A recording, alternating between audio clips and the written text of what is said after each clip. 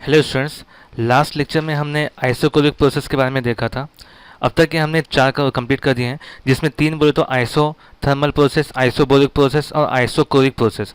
ये तीनों जो प्रोसेस हैं, इसमें हमने क्या देखा है कि कांस्टेंट टेम्परेचर, कांस्टेंट वॉल्यूम और कांस्टेंट प्रेशर।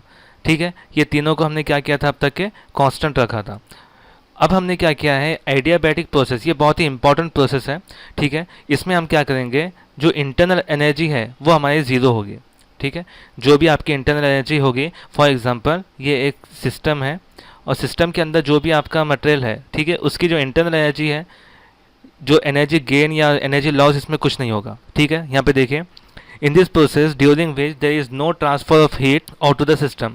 यानी ये सिस्टम से जितना भी है जो हीट है वो कहीं भी ट्रांसफ़र भी नहीं होगी और ना ही गेन होगा ना ही लॉस होगा।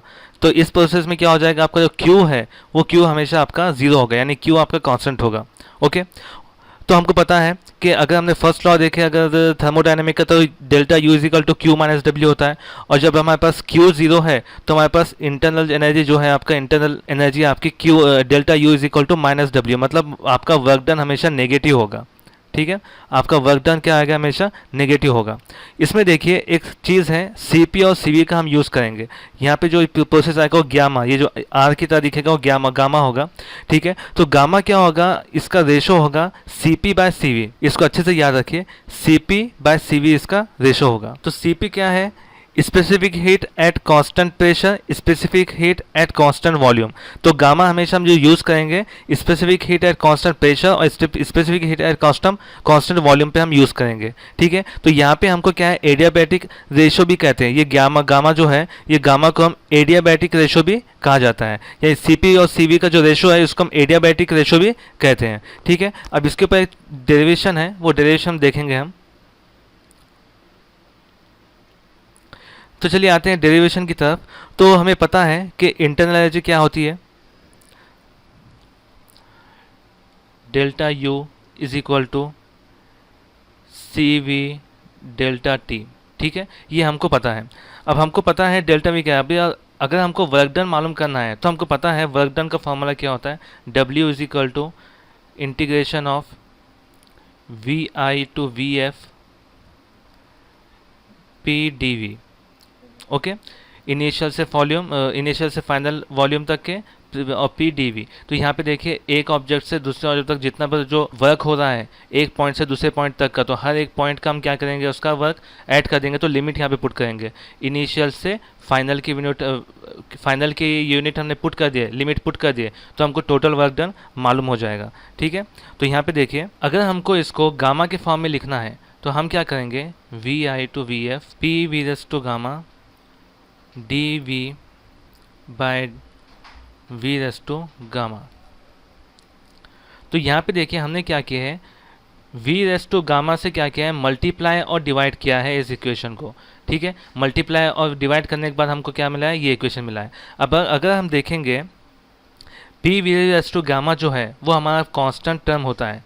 ठीक है, P V raise to gamma हमेशा हमारा क्या होगा, कांस्टेंट होगा, ये याद रखिए, P V raise to gamma is constant. ठीक है, ये हमेशा कांस्टेंट रहेगा। तो क्या करते हैं, इंटीग्रेशन में कांस्टेंट के टर्म को हम बाहर लिख देते हैं। तो कांस्टेंट को हम क्या करेंगे, पी रेस टू गामा को हम सी कंसिडर करेंगे, C integration of V I to V F D V by V raise to gamma. ठीक है, अब देखिए यहाँ पे हम इसको इस तरह से भी लिख सकते हैं, C integration of V I to V F V raise to minus gamma D V. Okay, ये माइनस है, 1/x है तो हम इसको x S to minus one भी हम लिख सकते हैं उसको। ठीक है, तो मैंने यहीं पर लिखा उसको x minus two minus one, जैसा कि यहाँ पे होता है 1/x को हम is equal to x S to minus one लिख सकते हैं। तो उसी तरह मैंने क्या किया, 1/v रेस टू गामा क्या लिखा है, v raise to minus gamma लिखा है। अब देखिए हमारे पास एक फॉर्मूला है इंटीग्रेशन का, x x to n is equal to integration of x S to n is equal to x x to n plus one divide by n plus one. ठीक है, तो ये आपका इंटीग्रेशन होता है। तो यही फॉर्म में ये है, तो हम क्या करेंगे, इसको इंटीग्रेशन के इस तरह से सॉल्व करेंगे इसे। ओके, यहाँ तक क्या आप लिख लीजिए, इसके आगे हम सॉल्व करके लिखते हैं।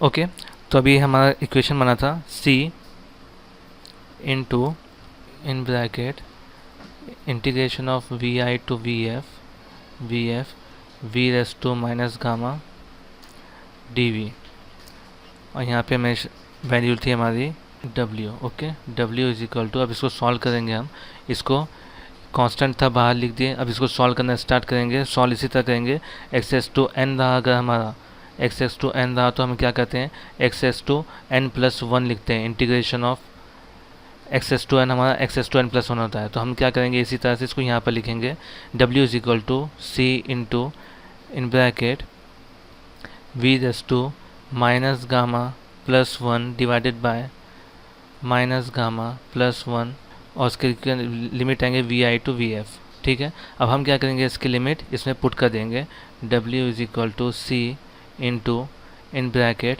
अब ये देखिए हमारे को वी एफ और वी आई के टर्म्स में वैल्यू पुट करना है, और ये जो है ये कांस्टेंट टर्म है gamma minus gamma plus one, तो हम इसको वन माइनस गामा बोल के यहाँ पर बाहर लिख सकते हैं।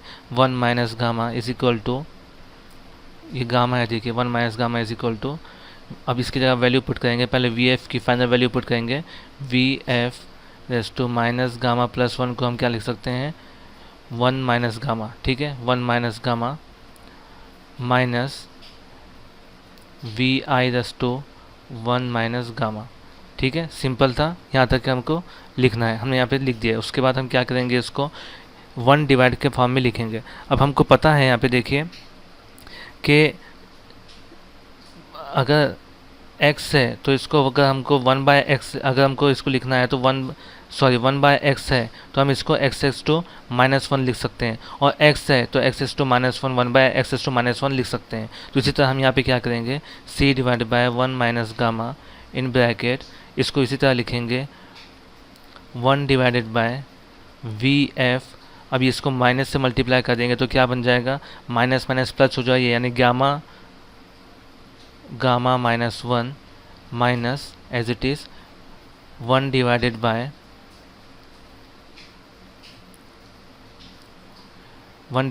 वी आई, यहाँ से फिर से मल्टीप्लाई करेंगे तो माइनस से करेंगे तो यहाँ पे प्लस हो जाएंगे gamma minus one. Okay, gamma minus one, ये आपका आंसर आएगा। ठीक है, और हमको पता है कि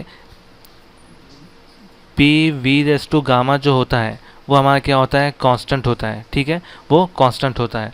ठीक है, तो यहाँ पे देखिए हमें पता है P V raise to gamma constant होता है हमारा, तो हम क्या करेंगे, W is equal to P V raise to gamma divided by one minus gamma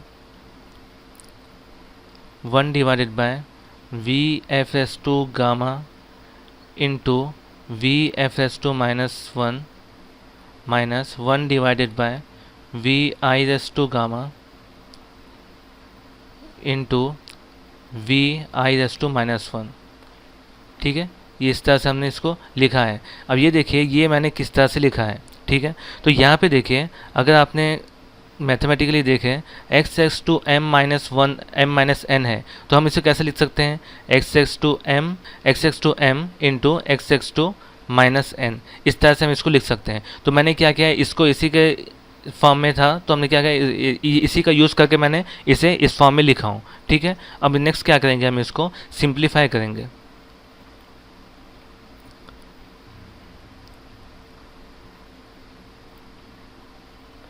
simplify करने के लिए मैंने क्या किया है, सिंपल इसको इससे मल्टीप्लाई करके ब्रैकेट ओपन किया है, और यहाँ पर ध्यान दीजिए यहाँ पे हमारा फाइनल वैल्यू और इनिशियल वैल्यू, तो इसलिए हमारे पास ये भी फाइनल और इनिशियल के टर्म में ही आएंगे।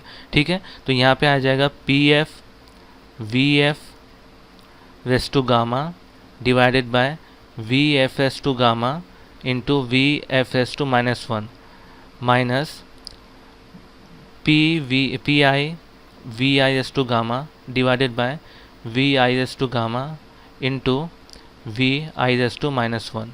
ठीक है, ये हमारे पास आएगा। ओके, अब देखिए यहाँ पे हम इसको कट करने की कोशिश करें तो अगर सिंप्लीफाई करें तो ये कट जाएगा और इसी तरह से ये भी कट जाएगा, ये भी कट जाएगा। ठीक है, ये चीज़ें कट जाएगी और उसके बाद हम क्या करेंगे, उसको फिर से रिराइट करेंगे equation, W is equal to one divided by one minus gamma P F divided by V F raise to minus one minus P I divided by V I raise to minus one. ठीक है, ये हमारे पास आएगा। और हम क्या कर सकते हैं, माइनस का टर्म है, इसको ऊपर ले जाके हम सिंपल लिख सकते हैं W is equal to 1 divided by 1 minus gamma P F V F minus P I V I. तो ये आपकी क्या हो जाएगी, इक्वेशन आ जाएगी। ठीक है, अब इसको और हमने अगर इसको और लिखना है तो हम क्या लिख सकते हैं, W is equal to P F V F minus P I V I divided by 1 minus gamma. इस तरह से हम इसको लिख सकते हैं। तो इतना लिख लीजिए आप। तो इसका आंसर क्या आ जाएगा, W इज इक्वल टू, अभी जो हमने सॉल्व किया, P F V F minus P I V I divided by 1 minus gamma. तो ये आपकी इक्वेशन हो जाएगी वर्क डन के लिए। ठीक है, ये आपकी वर्क डन के लिए इक्वेशन हो जाएगी। ये देखिए, फर्स्ट हमने क्या किया, इसे इंटीग्रेट करके यहाँ पे सॉल्व किए। उसके बाद हमने क्या किया, यहाँ पे सिंपली इसको इंटीग्रेशन से सॉल्व करने के बाद हमारे पास आंसर आया। उसके बाद हमने क्या किए, इसको ब्रैकेट ओपन किए, कांस्टेंट बाहर लिए और क्या किया, इसको सिंप्लीफाई करके लिमिट पुट कर दिए। लिमिट पुट करने के बाद हमको पता है P is equal to P V S to gamma is equal to constant होता है।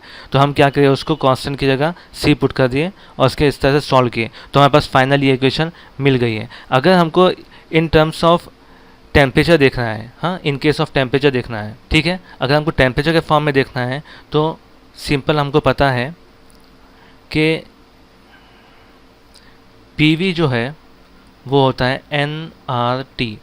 ठीक है, तो हम क्या कर देंगे, omega is equal to PV की जगह ये पुट कर देंगे nRT F minus nRT I divided by 1 minus gamma. और nRT को हम अगर कॉमन ले लिए तो W is equal to nRTF minus TI divided by 1 minus gamma. ये जो इक्वेशन है ये आएगी आपकी। ठीक है, तो ये आपकी इक्वेशन आ जाएगी in terms of temperature, nRTF minus TI divide by 1 minus gamma. Okay, तो इसे आप लिख लीजिए। ठीक है, तो इस लेक्चर को यहाँ पर एंड करते हैं और इसके बाद का जो साइक्लिक जो प्रोसेस है वो नेक्स्ट लेक्चर में हम देखेंगे।